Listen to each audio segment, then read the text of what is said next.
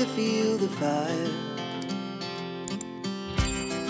We rise like tall buildings. Tao po. Tao po.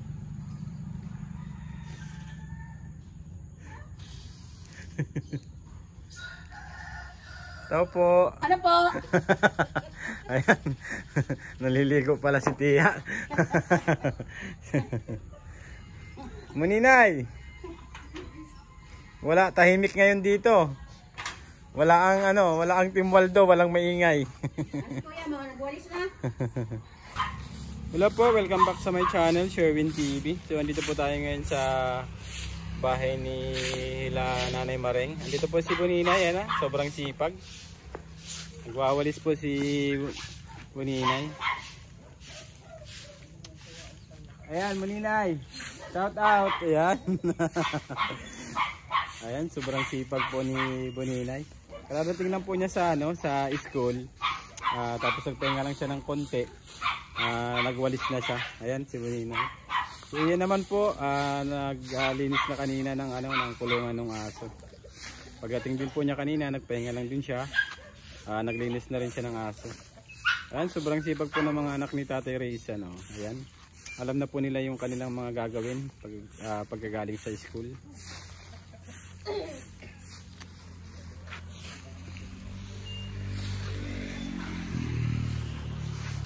So ayan, dito na naman si Buninay nagwawali sa side. Eh, Buninay, shout out ka naman sa vlog natin.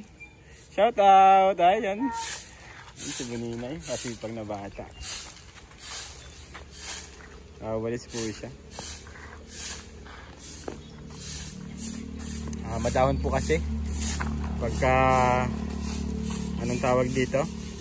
Pagka mainit, tapos mahangin. Ayan. Naglalaglagan po ang dahon ng mga puno. Ayan yung santol dito, tapos dito sa side, langka. Ayan, kaya medyo pagka mainit, mahangin, daglagan yung mga dahon. So dito lang po tayo ngayon kasi pasyal-pasyal po tayo, bumibisita po tayo lagi dito.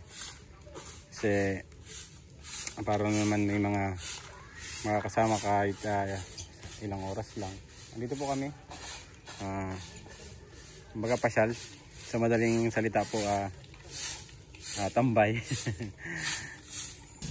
Ayan, malapit nang matapos si Buninay. Konti na lang.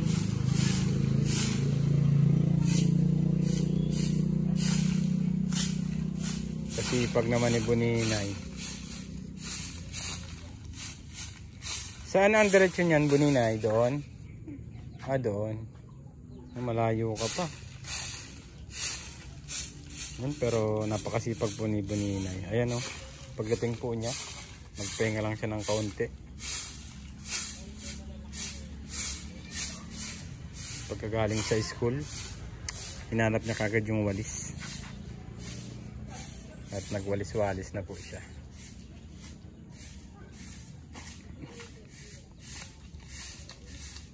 Nagme-merienda na si Alte, si Buninay.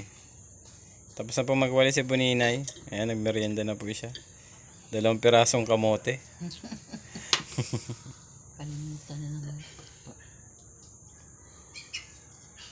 Pinatuloy na ni Ate Ali yung ginagawa. Ayan. Para sabi ko, tapon dyan ng mga plastic.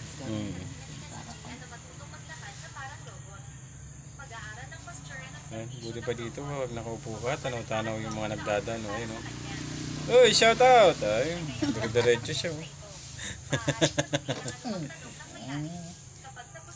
Ito yung mga motor ng Team Waldo. Tahimik ngayon, tahimik ang motor. Ayan. Mga nakataklob ang motor ng Team Waldo.